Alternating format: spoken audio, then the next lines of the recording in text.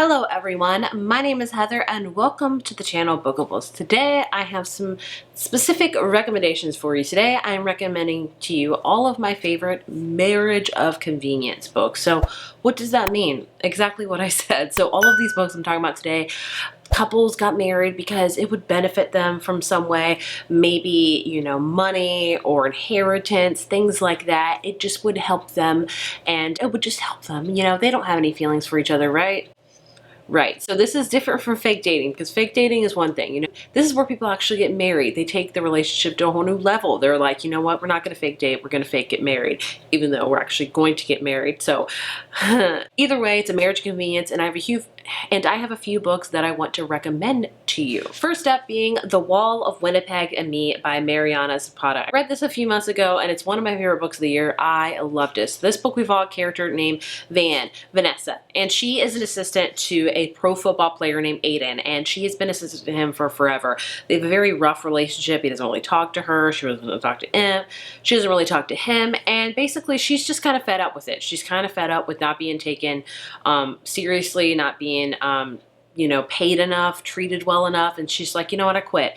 And then what do you know, next week Aiden shows up and he's like, hey, I need you to marry me because my green card's expiring and I have to keep playing football, and you're the only person I trust that can do this. So what do you know, the pros outweigh the con. He will pay off her student loans, and the deal's too good because student loan paying off is amazing. So they get married, and basically this book is watching their many stages of the relationship, from going from boss to assistant to being fake married to eventually friends and confidants, and then to lovers. And it's a beautiful, beautiful book. It's a long one and it's a slow burn romance, but it is worth every single page. It is an amazing romance that I loved, and it's a great marriage of convenience one. So this one's probably at the top of my list for you to read because I loved it so much. Next up, we have In a Jam by Kate Canterbury. This is another one that I read kind of on a whim this year, and again is one of my favorites. I loved it. So in this book, we follow two characters. We follow Shay and Noah. Now Shay,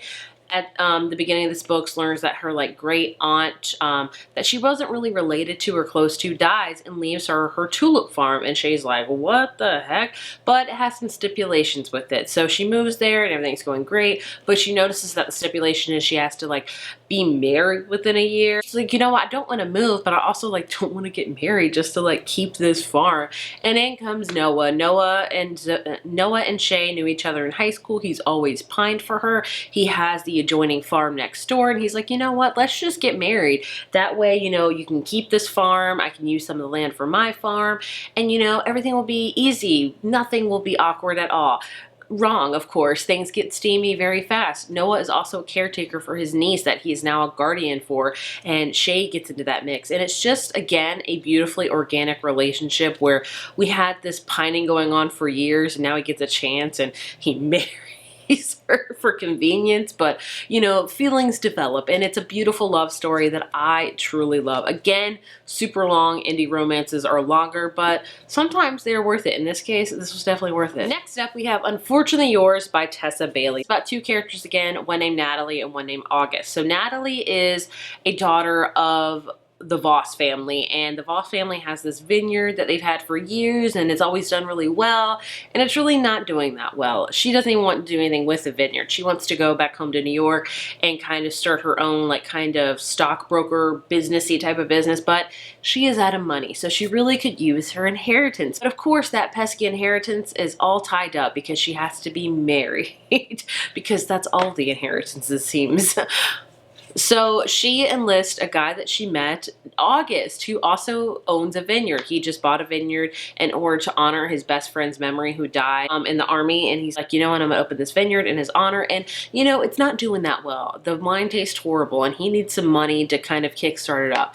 And so now it's like, hey, let's just get married. That way I can get my money for the inheritance. You can get the loan that you need, and bing, bong, boom, we're done. Of course, these two have a very tumultuous relationship. It's a very hate to love relationship. And if you've read any of Tessa Bailey books, steam is going to happen, and it happens a lot in this book. But either way, this one, I feel like the other books, they got married in kind of just a courthouse, signed documents, things like that. This one, they like legit had a full-on wedding for. Like, he danced a brick house, and I was like, oh wow, I haven't read a lot of Marriage of Convenience where they actually had like a full-on wedding with wedding reception. So that was pretty fun, and I enjoyed it. Next up, this one's a little bit different, but just bear with me. That is The Bride Test by Helen Hoang.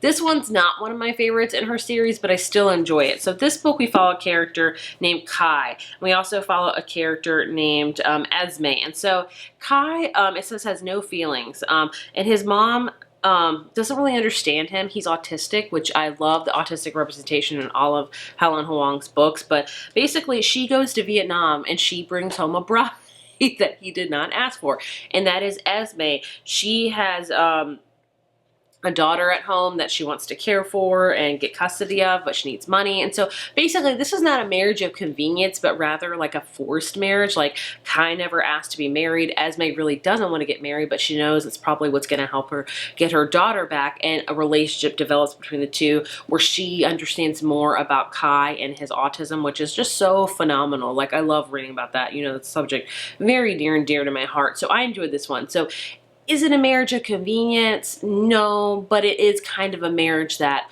wasn't really like agreed upon by all, I guess you could say. Then I have an older one that I read such a long time ago, and that is Roomies by Christina Lauren, one of the first Christina Lauren books I read. So this book, we have a character named Holland who like always goes to the subway station because she hears this amazing musician, and she just kind of becomes enamored with him. And then one night he saves her life, and she's like, oh my gosh, like, you know, I kind of love you. And basically, he's like really good at musician. Her uncle's a Broadway star. Her uncle like casts Broadway musicals, and he wants to be in it, but the only problem is he's in this country illegally. He's from Ireland, and he is not supposed to be here. So she's like, you know what, you saved my life, so let's just have a green card marriage, why don't we? And so they do. And I can't tell you much about this book because I honestly have forgotten it, so I can't say for sure, was it amazing, was it not? It was okay, I'll say that. It's a great marriage of convenience if you're just looking for that, but it's not one of my favorite Christina Lauren books. But as far as marriage of convenience books goes, it was interesting. Then I want to talk about Would You Rather by Allison Ashley. This one again is not one of my favorites, but it is a marriage of convenience. We follow two characters, Noah and Mia. They are best friends. They've been best friends forever. Mia needs a kidney, and she's also trying to go to school, but she also can't go to school more because she can't leave her job because she'll lose the medical insurance which she needs if she's going to have a kidney transplant. So she is literally like, she's like, I don't know what to do. Like, I can't go to school, can't leave my job. Like, I don't know what to do. And Noah's like, you know what? Why don't we just get married? And that way you can be on my insurance, which is really good. And you can get your kidney transplant and everything will be covered and it'll be great. And it won't be awkward at all because we're best friends, right? Right. Just these two have been pining for each other for their entire freaking lives. And this finally shows them that, hey, maybe I do have feelings for you. So it's a marriage of convenience, also a marriage of reality, because it wakes these two up from showing them like, you know, I do really love you and I do really love you. You get what I'm saying.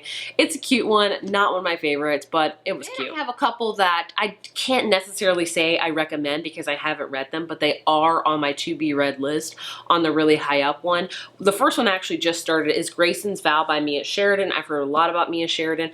All I know about this one, it's about Kira, who is desperate. She must get married and fast to access the inheritance. It's always about the inheritance.